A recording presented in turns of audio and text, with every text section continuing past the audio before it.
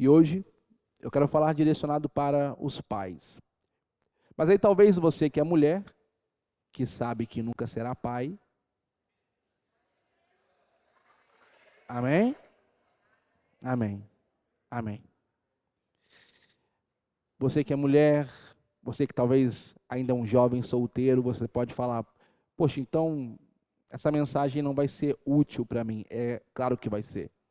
A palavra de Deus é útil para todos. Mesmo que você um dia esteja numa palestra para motoristas de ônibus e você nunca tenha a intenção de ser um motorista de ônibus, o que você vai ouvir nunca vai ser desperdiçado. Porque ainda que você nunca seja um motorista de ônibus, o que você ouviu ali naquela palestra pode ajudar alguém que um dia quer ser um motorista de ônibus. Então, mesmo que você nunca vá ser um pai, dizendo para as mulheres, mesmo que você ainda é jovem, solteiro, e um dia você vai ser pai, o que vai ser falado aqui são princípios da palavra de Deus, conselhos para a minha vida e para a sua vida. Por isso, eu quero falar nessa noite sobre 3 atitudes de um pai que cria filhos vencedores. 3 atitudes de um pai que cria filhos vencedores. Abra a sua Bíblia em 1 Tessalonicenses, primeira carta do apóstolo Paulo aos Tessalonicenses, 1 Tessalonicenses, capítulo 2, versículo 11 e 12, e a gente vai construir o sermão a partir deste texto. A estrutura do sermão vai sair deste texto, mas antes de eu trabalhar 1 Tessalonicenses, a gente vai caminhar um pouquinho na palavra de Deus. Quantos aqui trouxeram a sua Bíblia aqui? Deixa eu ver aqui a sua Bíblia. Deixa eu ver a sua Bíblia. Meu Deus do céu, essa é uma das imagens mais bonitas que um pastor pode ver. Glória a Deus por isso, glória a Deus por isso. Você é um ministro do Senhor nesta casa. Deus te chamou para ser sal e luz dessa terra. Agora, cadê a nata? Agora, o pessoal da anotação, o pessoal do caderno, o pessoal do bloco de notas, o pessoal da evangelização nas redes sociais. 1 Tessalonicenses, capítulo 2, versículo 11 e 12.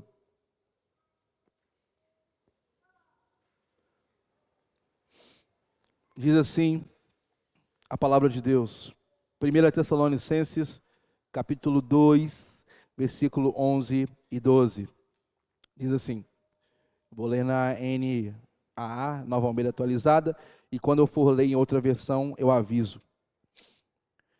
Palavras do apóstolo Paulo. E vocês sabem muito bem que tratamos cada um de vocês como um pai trata os seus filhos, exortando, consolando e admoestando vocês a viverem de uma maneira digna de Deus, que os chama para o seu reino e sua glória. Pode sentar no seu lugar dando glória a Deus. 3 atitudes de um pai que cria filhos vencedores.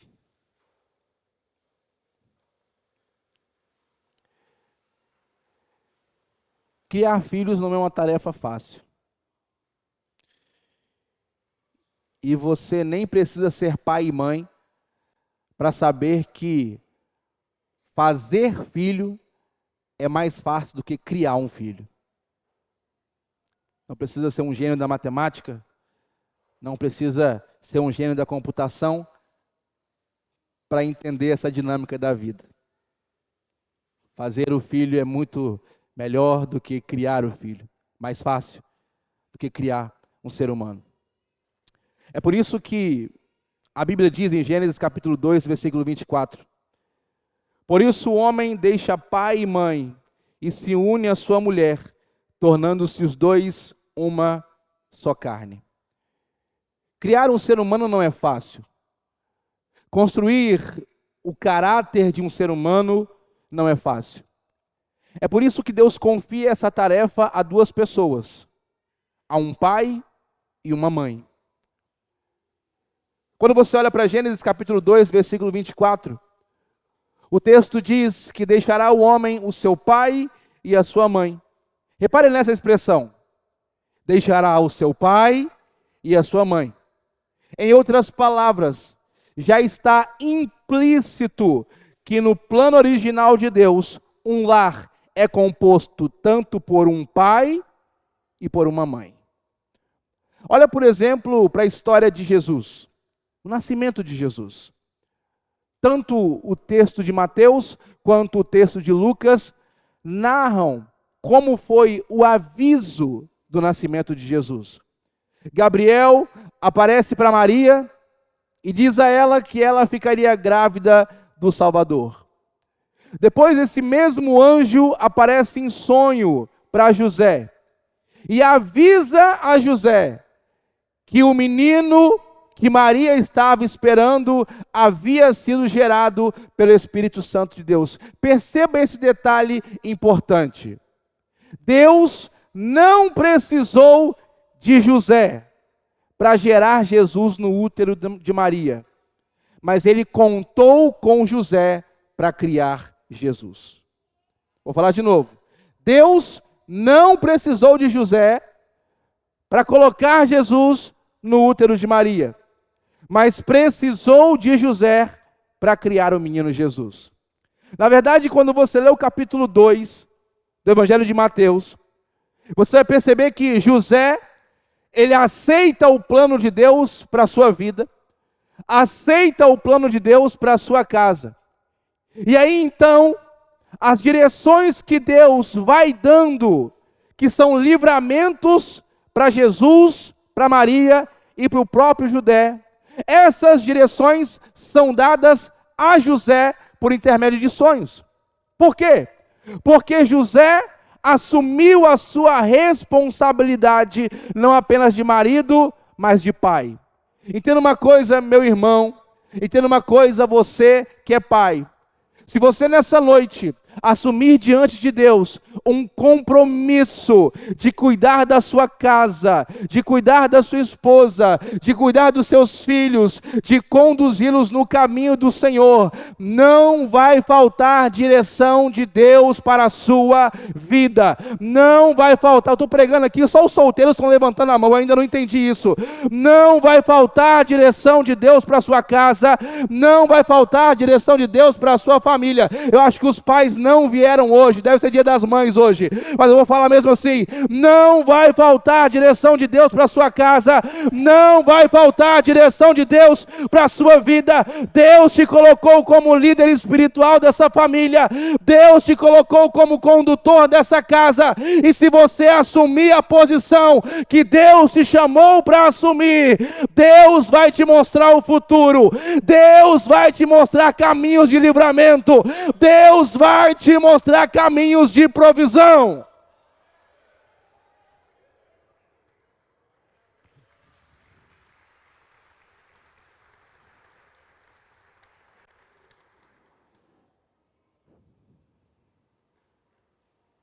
Deus contou com José para criar o menino Jesus. Então, por mais que a sociedade tente dizer que a figura paterna é descartável dentro da família, a Bíblia mostra claramente que não. A figura paterna é tão importante quanto a figura materna. Não existe alguém que é mais importante. Não existe essa ideia de que não, a mãe é a mais importante. Não existe essa ideia de que não, o pai é o mais importante. Não, Deus projetou a família para que tanto o pai quanto a mãe estivessem exercendo o seu papel. Ambos têm o mesmo valor, contudo, responsabilidades diferentes. Então, tanto a figura paterna quanto a figura materna têm a sua importância. E Deus projetou a família para que nessa estrutura houvesse um pai e uma mãe. No entanto, nós sabemos que o mundo que nós vivemos foi afetado pelo pecado. Então, por diversas razões, que eu não preciso entrar no méritos delas, nem todo lar, infelizmente, é constituído por um pai ou por uma mãe. Por diversas razões, e talvez você que está aqui sabe qual é essa razão. Nem todo mundo teve a oportunidade de crescer num lar onde havia um pai e uma mãe presente. Alguns até cresceram dentro de um lar onde havia um pai e uma mãe presentes, mas só de corpo, não emocionalmente, muito menos espiritualmente. São os que nós chamamos de filhos de pais que são vivos. Alguns talvez foram criados por avós, outros cresceram em lares de adoção. Eu não sei qual é a sua história. Eu não sei quais foram as dificuldades que você enfrentou na sua infância e na sua adolescência. Eu não sei como é que foi o seu passado ou até mesmo como tem sido o seu presente. Mas uma coisa eu sei: onde abundou o pecado, superabundou a graça de Deus. Deus, no seu plano original, nunca quis que fosse assim.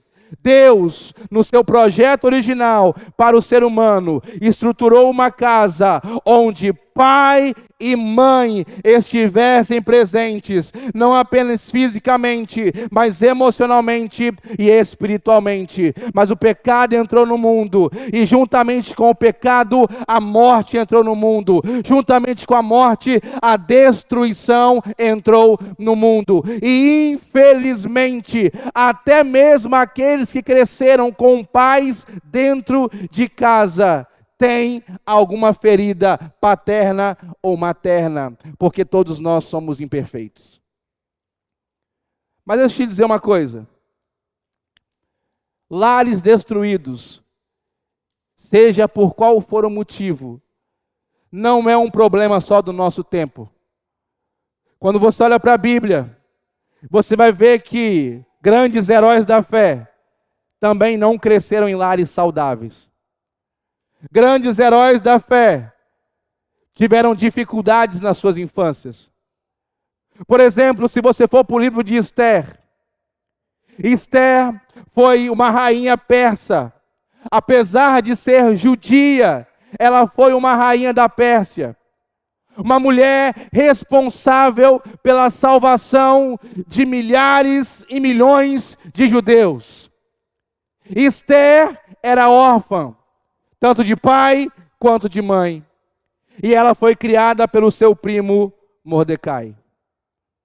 Quando você avança para o livro de 1 Reis, na verdade o livro de 2 Reis, no capítulo 22, você vai conhecer um rei chamado Josias, um dos principais reis de Judá. Josias foi neto de um dos piores reis de Judá. Josias foi neto de Manassés. Manassés foi um rei endemoniado. Manassés foi um dos piores reis que já existiram em Judá. Depois de Manassés, teve o filho de Manassés. O filho de Manassés seguiu o caminho do seu pai. E era tão ruim que os próprios capangas o mataram. Então, depois desse homem, vem Josias. E o texto diz que com 8 anos, Josias assumiu o trono de Judá. Mas é aí que está a beleza do negócio. Porque 2 Reis 22, versículo 1 e 2, diz que Josias seguiu os passos do seu antepassado Davi. E Davi havia vivido 300 anos antes de Josias.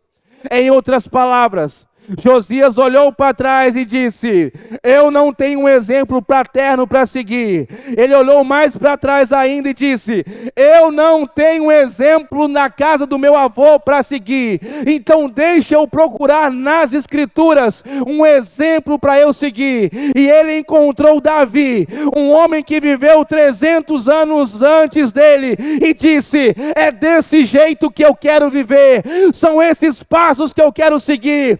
Eu não vim de um lar saudável, meu avô não é um exemplo para mim, o meu pai não foi um exemplo para mim, mas eu encontrei um homem que viveu há 300 anos atrás, e eu vou escolher ele como mentor da minha vida, e eu vou seguir os seus passos. Josias se tornou um dos principais reis de Judá, porque ele entendeu que a sua genealogia não determina a sua biografia. Então, de um lado você tem Esther, que foi responsável pela salvação de uma nação inteira. Uma mulher que cresceu num lar sem pai e sem mãe, mas foi criada pelo primo Mordecai. Do outro lado você tem Josias, que teve um avô que não foi exemplar, que teve um pai que não foi exemplar, mas ele disse: eu vou escolher alguém exemplar para seguir os seus passos. Ele mirou em Davi e falou: é desse jeito que eu quero viver. No Novo Testamento, por exemplo, você tem Timóteo. Timóteo era filho de uma mãe judia, que era crente, nos nossos termos, era evangélica, e um pai grego, que não era crente. Mas aí, quando o apóstolo Paulo escreve para Timóteo, em 2 Timóteo, no capítulo 1, versículo 2, o apóstolo Paulo diz: Timóteo, eu me lembro da sua fé sincera, a mesma fé que habitou na sua avó Lóide, a mesma fé que habitou na sua mãe Eunice, eu vejo em você, Timóteo. Timóteo simplesmente se torna um dos maiores nomes do cristianismo no primeiro século. Cresceu num lar onde, infelizmente, o pai não era referência, mas havia uma avó piedosa, havia uma mãe piedosa, e esse camarada se torna um gigante da igreja primitiva. Esses 3 exemplos nos ensinam 2 verdades importantes. Primeira verdade: ninguém aqui é o primeiro a crescer num lar disfuncional. Ninguém diz amém, ninguém diz glória a Deus. Primeira verdade: ninguém aqui é o primeiro a crescer em um lar disfuncional. Por mais saudável que seja o lar que você cresceu, tenha certeza, ele não foi perfeito. Então esses 3 exemplos mostram que ninguém aqui nessa noite cresceu num lar funcional. Ninguém é o primeiro a crescer num lar disfuncional. Segunda verdade: ninguém aqui tem desculpas para continuar vivendo uma vida disfuncional por causa do lar que cresceu. Ninguém! Sabe por quê? Porque Esther, Josias e Timóteos tiram essa desculpa que nós teríamos para falar: eu sou assim porque você não sabe da casa que eu vim.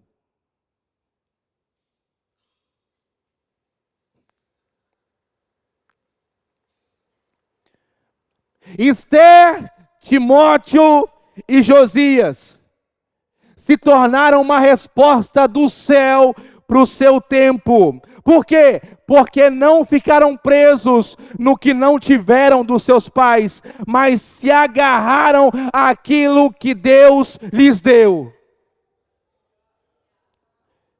Esther não teve pai, não teve mãe perto dela, mas ela enxergou em Mordecai uma figura paterna, um cuidado de Deus sobre a vida dela. Quando você olha para Timóteo, Timóteo não teve perto dele uma figura paterna que o encorajasse nos caminhos do Senhor, mas ele olhou e viu que Deus colocou um apóstolo Paulo, e por isso que Paulo, quando se dirigia a Timóteo, ele dizia: ao meu verdadeiro filho na fé, ao meu amado filho. Timóteo percebeu que Paulo era uma compensação de Deus para a sua vida.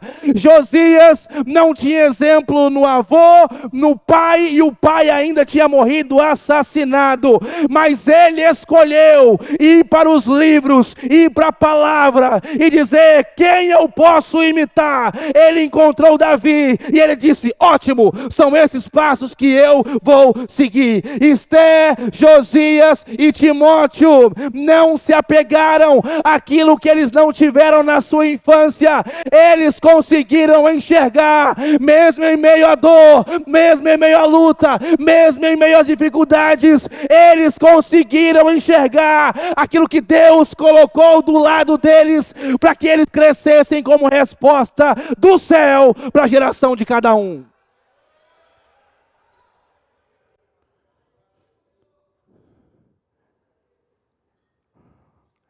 É Deus quem diz, em Isaías 43, versículo 18 e 19, na versão NVT: esqueçam tudo isso, nada é comparado ao que eu vou fazer, pois estou prestes a realizar algo novo. Esqueçam tudo isso, não é comparado ao que eu vou fazer, pois estou prestes a realizar algo novo. 2 Coríntios 5,17, na versão NTLH, diz assim: quem está unido com Cristo é uma nova pessoa. Acabou-se o que era velho e já chegou o que é novo. Eu tenho que ler de novo para você. Quem está unido com Cristo é uma nova pessoa. Acabou-se o que era velho e já chegou o que é novo.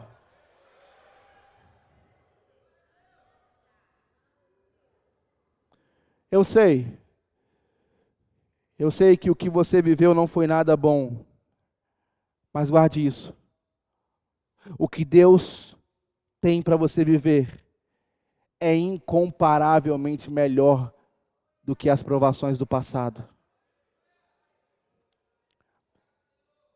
Por isso que Romanos 8,18 na NTLH diz: eu penso que o que sofremos durante a nossa vida não pode ser comparado de modo nenhum com a glória que nos será revelada no futuro. O que te espera no futuro é infinitamente maior e melhor do que qualquer trauma do passado.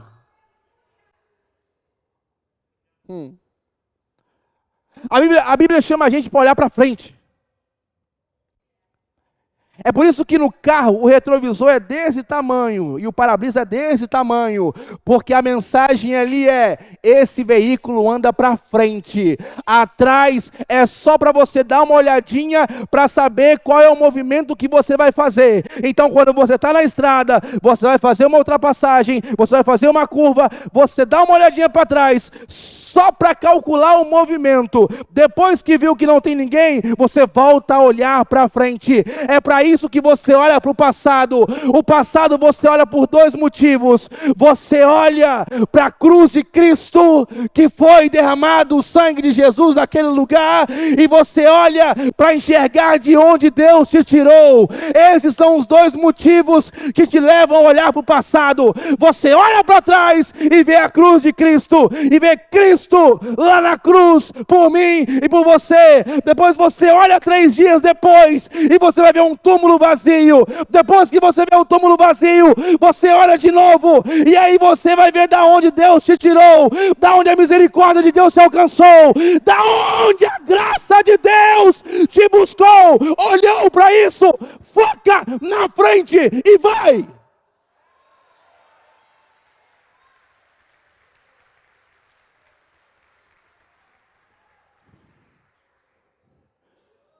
Nós somos chamados para olhar para frente. Nós somos chamados para olhar para frente. É por isso que você não tem olhos na nuca. Porque você foi projetado para olhar para frente. Quem olha para trás demais tem a sua caminhada comprometida. Você foi chamado para olhar para frente. Olha José lá no Egito. José foi traído, foi vendido pelos irmãos, mas Deus não o desamparou em momento nenhum. Mesmo nas injustiças, Deus estava lá presente cuidando dele. No final da sua vida, sabe o que ele disse para os irmãos? Gênesis 50, versículo 20, na NVI, diz assim: palavras de José: vocês planejaram o mal contra mim, falando com os irmãos dele, mas Deus o tornou em bem.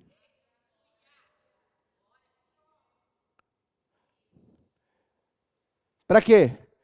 Para que ele fosse glorificado? Não, olha só. Para que José fosse exaltado? Não. Para que hoje fosse preservada a vida de muitos. Por isso, não tenham medo, eu sustentarei vocês e seus filhos. Uau!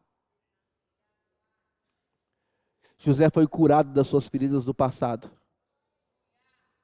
E porque ele foi curado das feridas do passado, ele pôde dar um futuro diferente, não só para os seus filhos, para os seus irmãos e para os seus sobrinhos. Você consegue perceber qual é o alcance de um homem curado? Você consegue perceber qual é o alcance que a vida de um homem curado tem? Você consegue perceber qual é o alcance que a vida de um homem bem resolvido no seu passado, bem consciente da sua identidade em Deus tem? Ele conseguia olhar para o passado dele não com dor. Quando ele olhava para o passado dele, ele só conseguia enxergar a bondade de Deus, mesmo em meio à maldade dos irmãos. Você consegue fazer isso? Olhar para o seu passado e, apesar da maldade das pessoas, conseguir enxergar naquele meio a bondade de Deus? Porque só quando ele enxergou a bondade de Deus, ele entendeu que a promoção que ele tinha tido não era porque ele era bom, mas porque pela bondade de Deus, o Senhor o colocou ali para preservar a vida de muitos. Ele entendeu, não tem a ver comigo, tem a ver com pessoas. Não tem a ver comigo, tem a ver com os outros. Mais do que isso, não tem a ver comigo. Eu fui curado para curar também aqueles que me machucaram.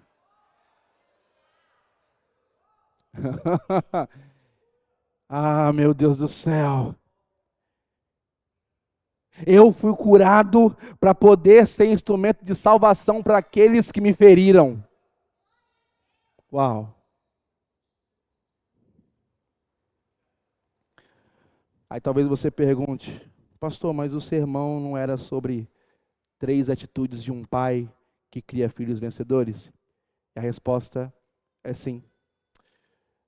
Mas antes você precisa entender que um pai que cria filhos vencedores é um pai curado das feridas do passado.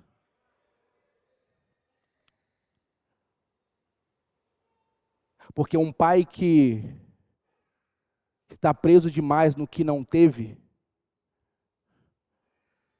não vai conseguir dar aos seus filhos aquilo que eles precisam. Um pai que está preso demais em dizer o quanto foi vítima do seu passado, ele não está preparado para tornar os seus filhos sal e luz dessa terra por onde eles passarem. Porque, em termos populares, o pai é um treinador que Deus colocou na vida dos filhos.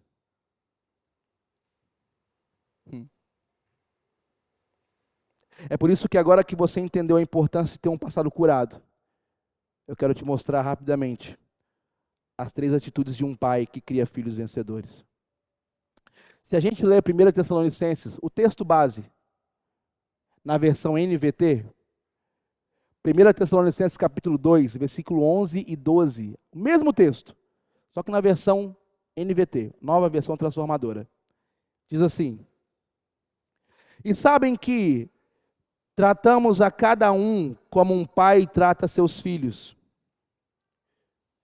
Aconselhamos, incentivamos e insistimos para que vivam de modo que Deus considere digno. Pois Ele os chamou para terem parte em seu reino e em sua glória. Observe esses 3 verbos: aconselhar, incentivar, insistir. Aconselhar, incentivar e insistir. Deixa eu ver se você está comigo. 1, 2, 3 e... De novo. Mais uma vez. Então, a atitude de um pai que cria filhos vencedores. Um pai que cria filhos vencedores é um pai conselheiro. Um pai que cria filhos vencedores é um pai conselheiro.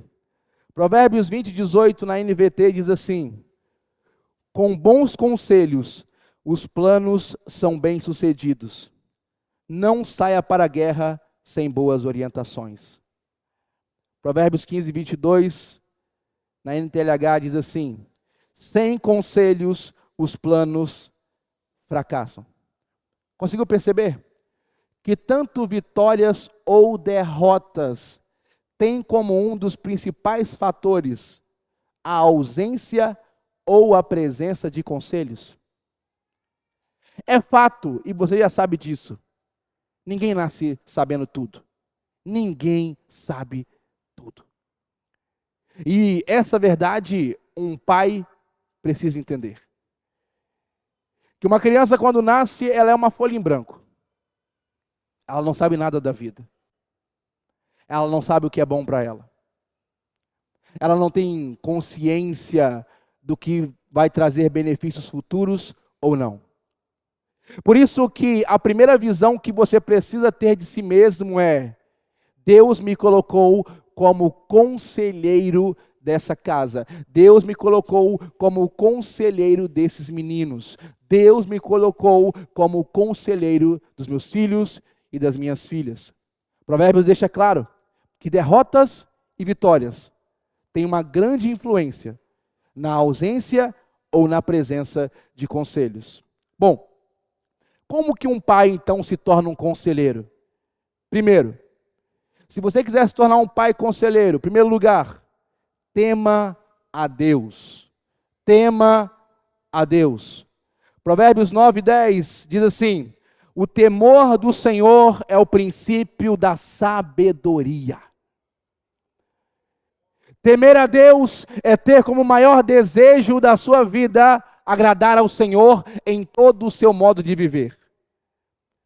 Temer a Deus é ter como maior objetivo da sua vida, antes de agradar a sua mulher, antes de agradar a sua esposa, antes de agradar seu filho, antes de agradar a sua filha, você está ali para agradar o Senhor.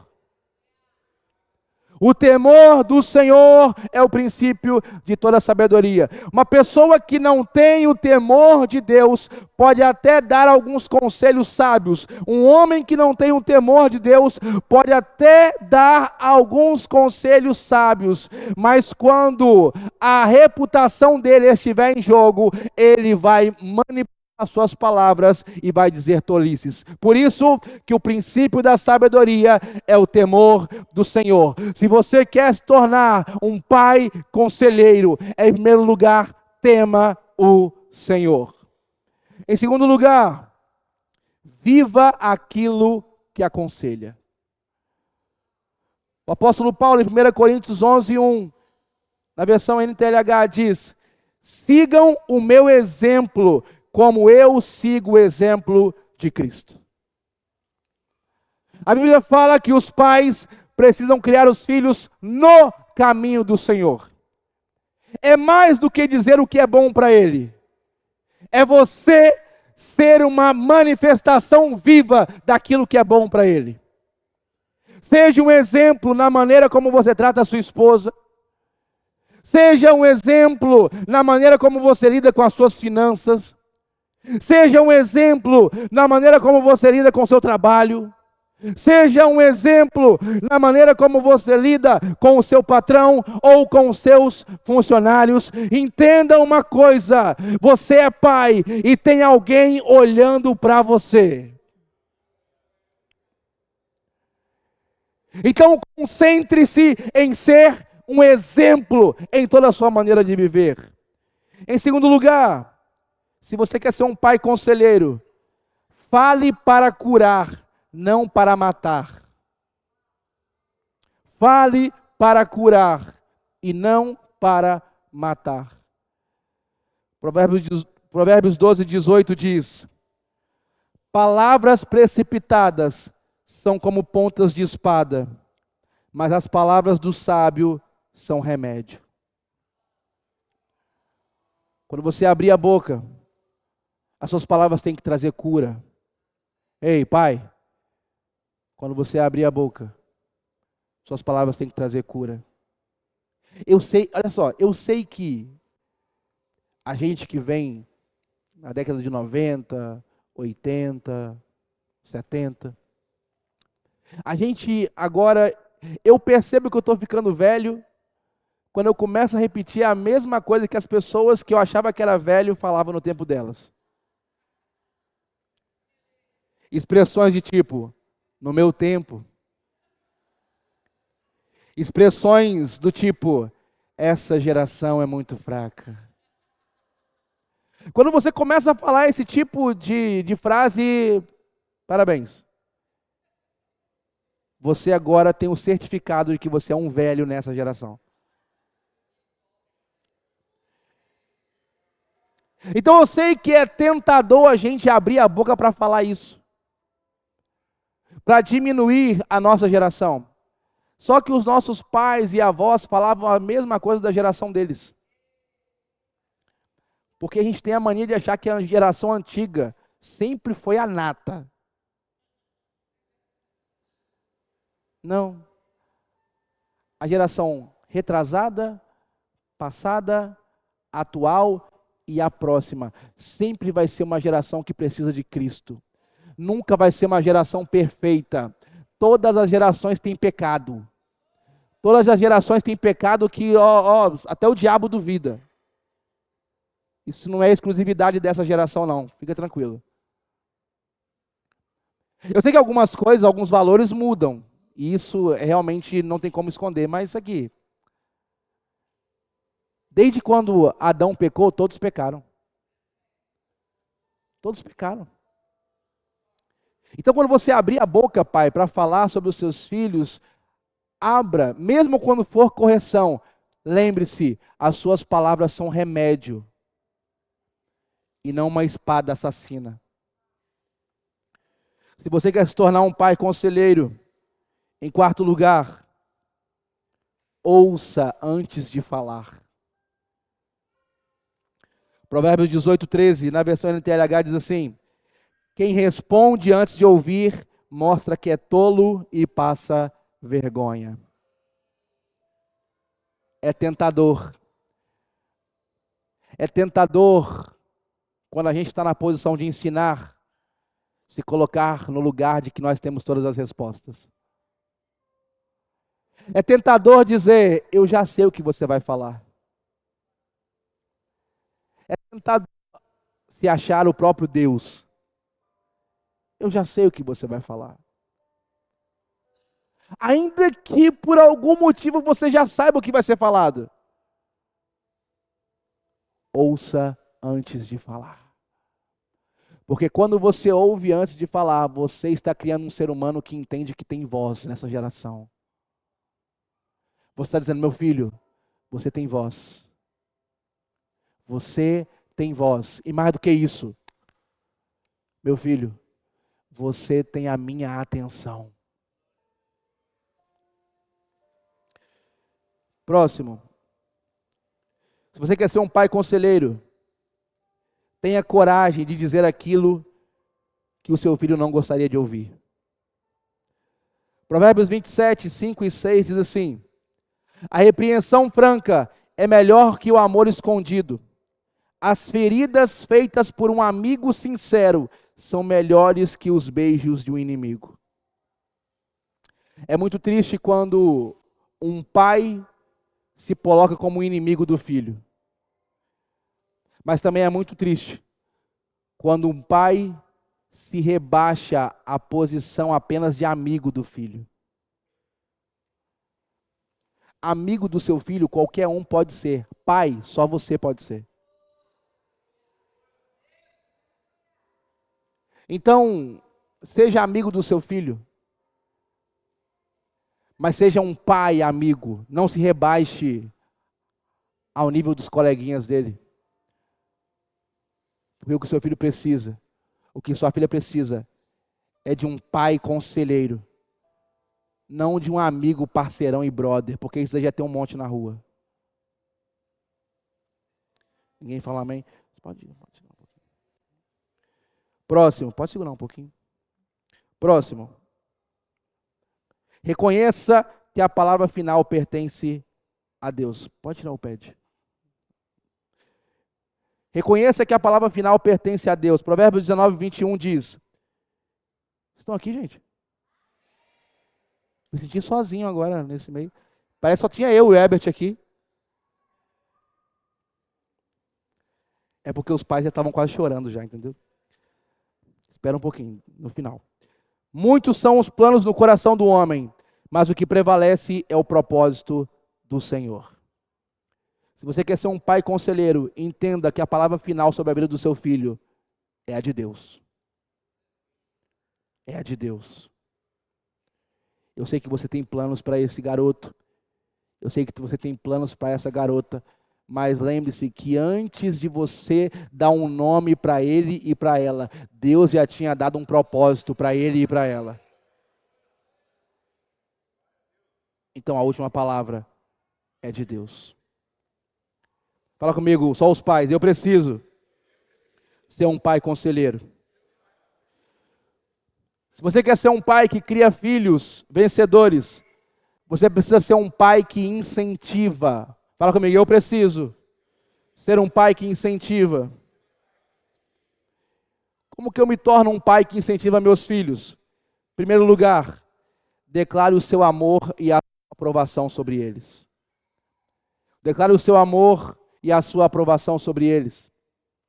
Mateus capítulo 3, 17 diz assim: esse é o meu filho amado em quem eu me agrado. Jesus não tinha curado ninguém.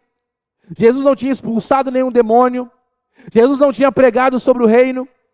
Jesus não tinha ensinado sobre o reino. E antes dele fazer qualquer coisa, Deus olha para ele e diz: ei, você é o meu filho amado em quem eu me agrado. Tem filho que até hoje corre atrás do pai para saber se é amado por esse homem. Ei, não esconda do seu filho o quanto você o ama. Não esconda da sua filha o quanto você a ama. Não a deixe duvidando do seu amor por ela. Não deixe esse garoto duvidando do seu amor por ele. Faça como seu Pai Celestial. Este é o meu filho amado em quem eu tenho prazer. Não espere a velhice do seu filho chegar. Não espere o seu filho se casar e ir embora de casa, para que ele um dia entenda que você sempre o amou.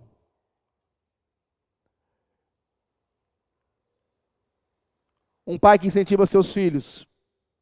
Primeiro, declare seu amor e sua aprovação. Segundo, diga que ele é capaz de enfrentar os desafios.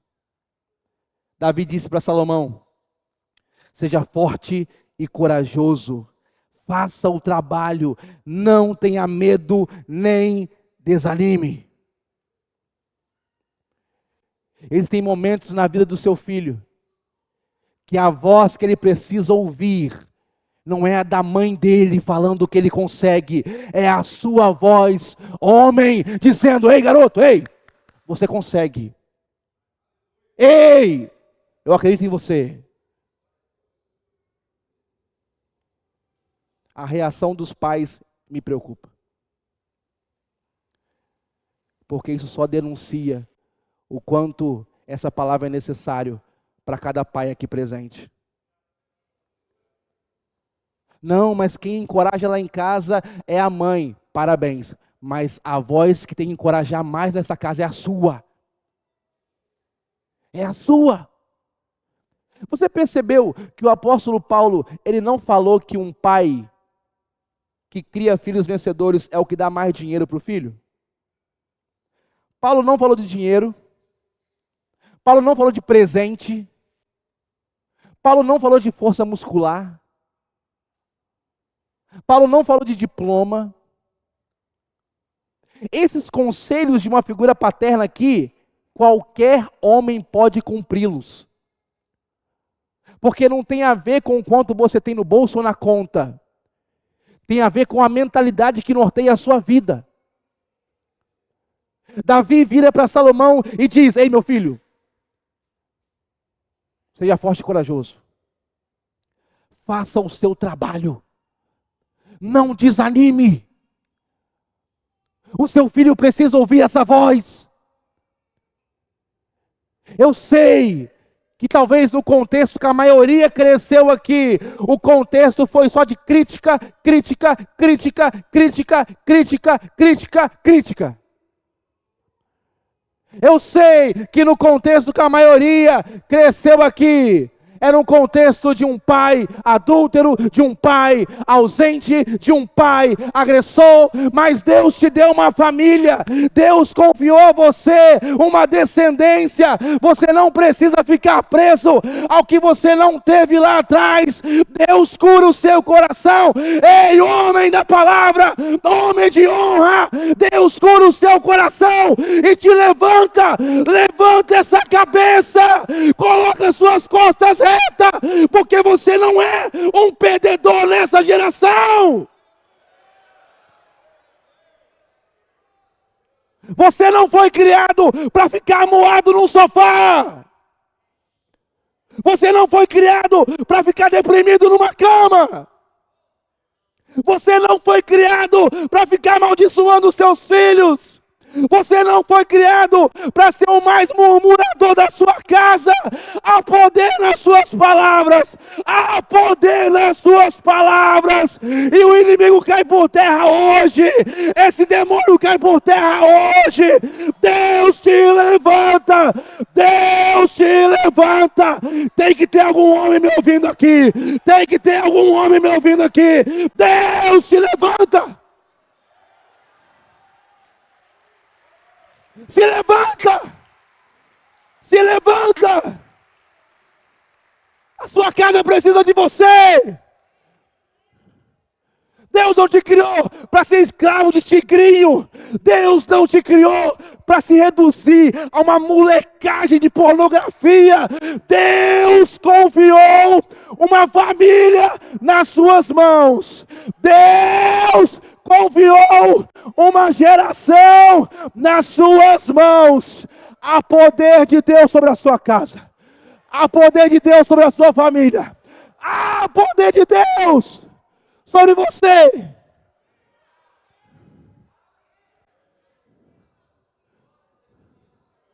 Se veja como Deus te vê, pelo amor de Deus. Se veja como Deus te vê. Eu sei que às vezes o diabo usa essa mulher sua aí para tentar calar a sua boca dentro de casa, para diminuir a sua voz. Mas essa Jezabel também cai por terra hoje. Não diminua a voz do seu marido dentro de casa. Não diminua a moral do seu marido diante dos seus filhos. Seja sábia. Seja sábia, porque você está destruindo você mesmo. Quando você faz isso, você está se colocando num lugar que Deus não te chamou para você estar.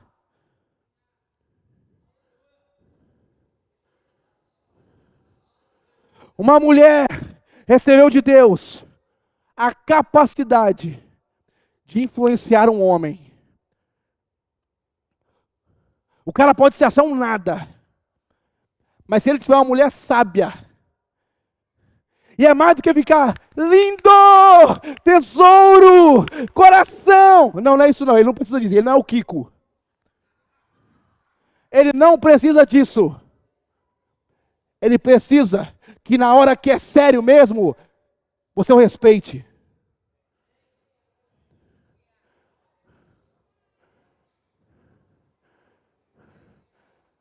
Ah, pastor, mas você não sabe. Então, a pregação é sobre os pais, não é sobre as mães hoje não. Não dá para pregar a Bíblia toda numa noite só. Então, guarde as suas desculpas para você. E se eu te aconselho a cumprir o que Deus te chamou para cumprir. Porque quando você fica no lugar que Deus te chamou para estar, inferno nenhum consegue te parar.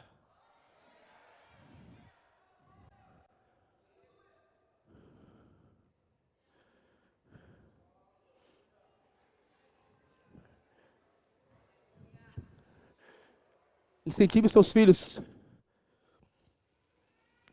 Fale palavra de bênção sobre o futuro deles.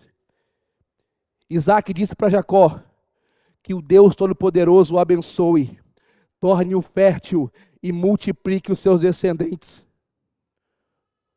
Um pai não deveria ser apenas aquele que aponta problemas. Um pai deveria ser aquele que aponta o futuro dos seus filhos. O pai deveria ser aquele que olha para o seu filho e para a sua filha e fala: ei, que Deus te abençoe, meu filho. Que você seja fértil, que onde você colocar a sua mão prospere. Ei, meu filho, você nasceu para ser uma resposta nessa geração. Ah, como os filhos almejam ouvir essa doce voz do pai dizendo: eu acredito em você. Ei, meu filho, você nasceu como resposta dessa geração. Ah, meu filho, há um potencial de Deus. Minha filha, há um potencial de Deus na sua vida, minha filha. Ah, meu Deus do céu, papai está aqui para te proteger. O máximo que eu puder, minha filha, eu vou abrir o caminho para você. Eu sei que eu não vou poder estar abrindo o caminho para sempre, mas eu vou abrir um caminho para você. Ah, minha filha, como primeira referência de homem na sua vida, eu vou ser um homem exemplar diante de você, para que quando você tiver que escolher o seu marido, você olhe para mim, olhe para ele, olhe para mim, olhe para ele e diga: ele não é como meu pai, ele não age como meu pai, então eu não quero como marido. Até que você ache algum, minha filha, que é parecido comigo, e aí você vai falar: esse sim é alguém que eu posso entregar o meu coração para ele.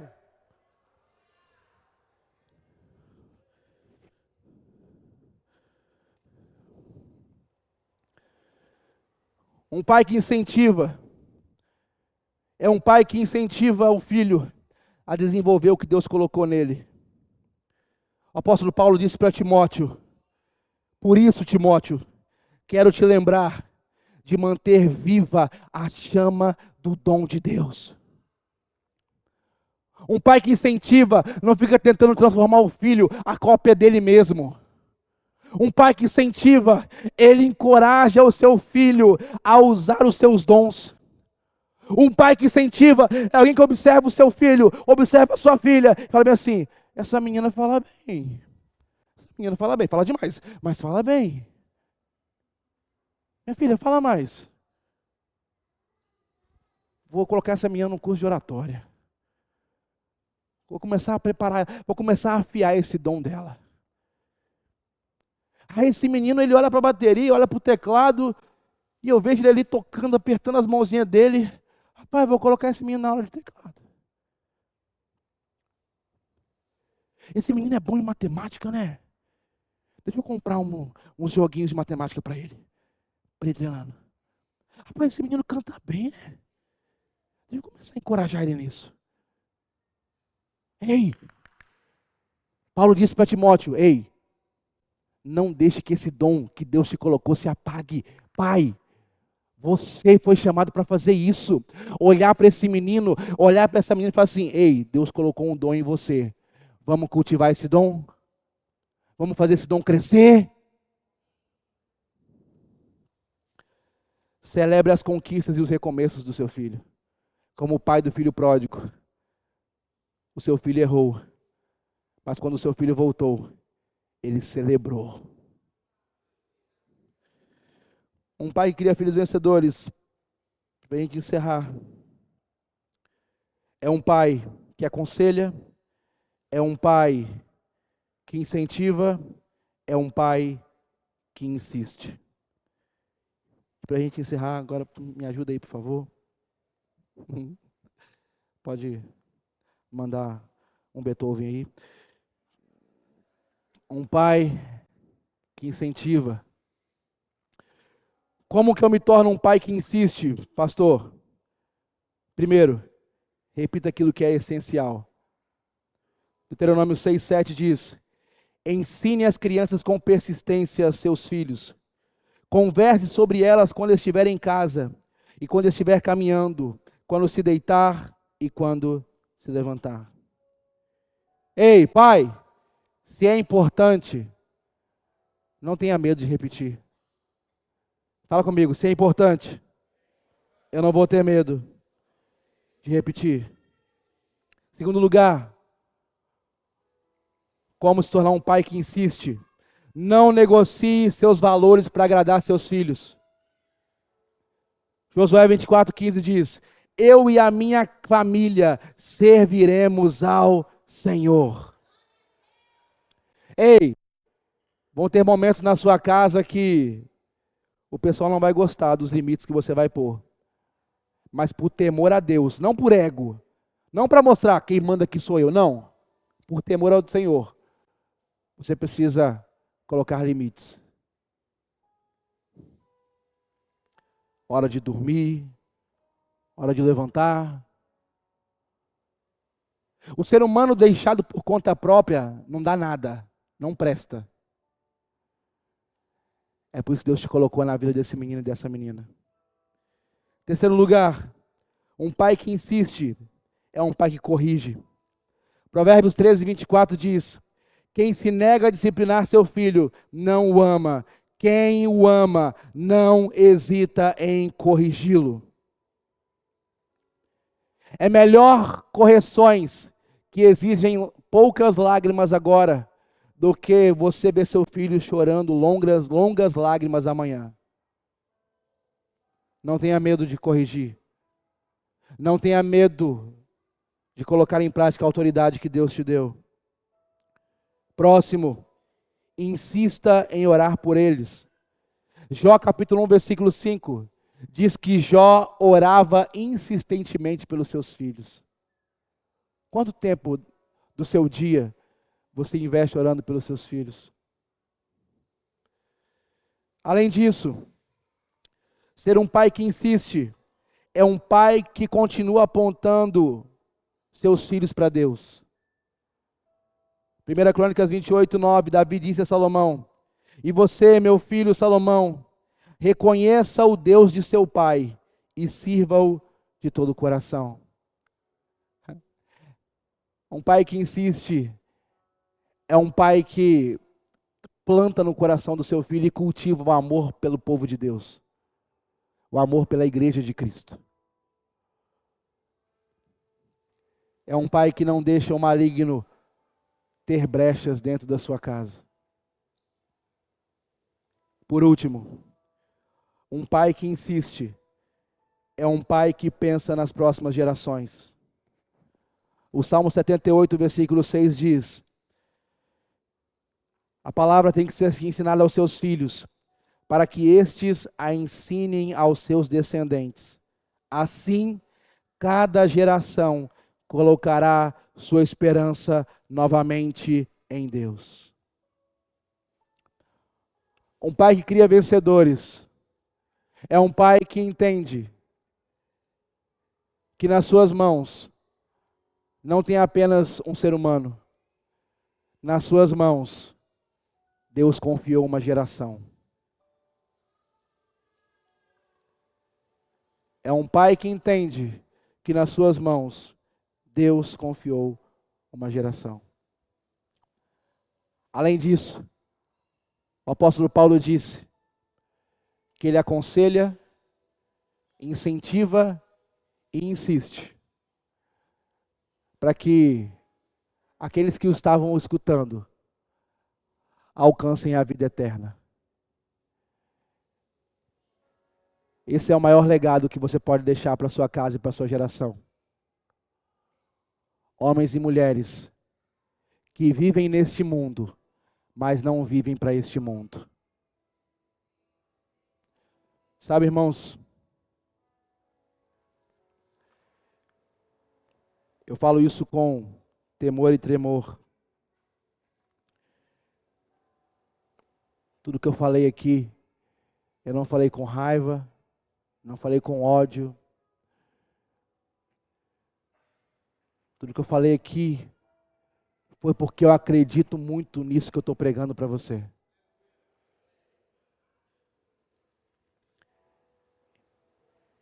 Sou pastor de homens há algum tempo, mentor de homens. E infelizmente, o que eu mais vejo dentro de sala de aula, nos gabinetes pastorais, são homens que, preste bem atenção nisso daqui, são homens que estão tentando acertar. Eu sento com homens que começam a chorar na minha frente. Homens que talvez nunca choraram diante das suas esposas, das suas famílias. Eu ouço histórias. E todas essas histórias, por mais diferentes que sejam, têm uma coisa em comum. Todos esses homens, eles estão tentando acertar. Porque eles carregam como ninguém. Você pode ficar brava comigo. Você pode ficar brava comigo. Mas ninguém na sociedade carrega o mesmo peso que um homem carrega. Mais ainda se ele for pai. Eu sei que a gente vive numa sociedade feminista. Eu sei que a gente vive numa sociedade em que o valor do homem tem sido cada vez mais diminuído. Mas para você ter uma ideia, quando o homem é o primeiro a se converter numa família, aquela casa tem 87% de chance de toda ela se converter. Quando é uma mulher, são 10%, são 10%. Quando é um dos filhos, são 3%. Você está entendendo por que o diabo quer colocar os homens debaixo dos pés dele?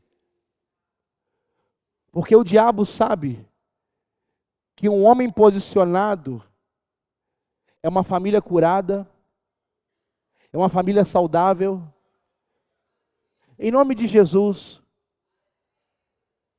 eu sei que a gente vive num tempo que a gente tem que sempre explicar tintim por tintim tudo que a gente fala. Eu não estou diminuindo o valor das crianças, não estou diminuindo o valor das mulheres. Eu quero que você entenda uma coisa. Homem e mulher têm o mesmo valor diante de Deus. O mesmo valor. Mas os dois, cada um tem uma responsabilidade diferente. E quando o homem não assume a responsabilidade que ele tem que assumir, toda a casa, não só a casa, toda a geração é prejudicada. Mais de 80% das pessoas que estão presas, dos homens que estão presos, mais de 80% são de lares onde o pai é ausente. Mais de 60% onde você tem moradores de ruas, são de lares que os pais são ausentes. E a gente precisa acordar para isso. E nos posicionar biblicamente para isso. Porque o livro que mais revolucionou a sociedade em relação ao valor da mulher foi a Bíblia. Foi a Bíblia. Mas o livro que também chama o homem para assumir a sua função dentro de casa também é a Bíblia. E quando eu prego sobre isso, eu percebo no olhar de cada homem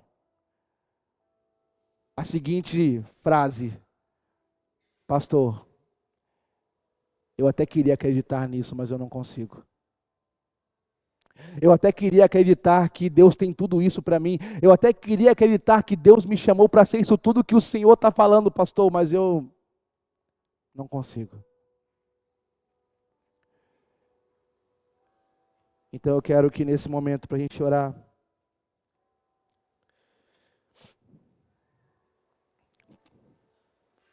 os homens se colocam de pé. Todos os homens, todos. Os pais, os filhos.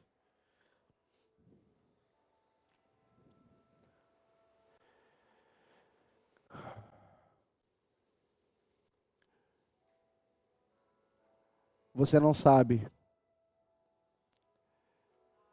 mas o que mais existe são homens barbados por fora, mas meninos assustados por dentro.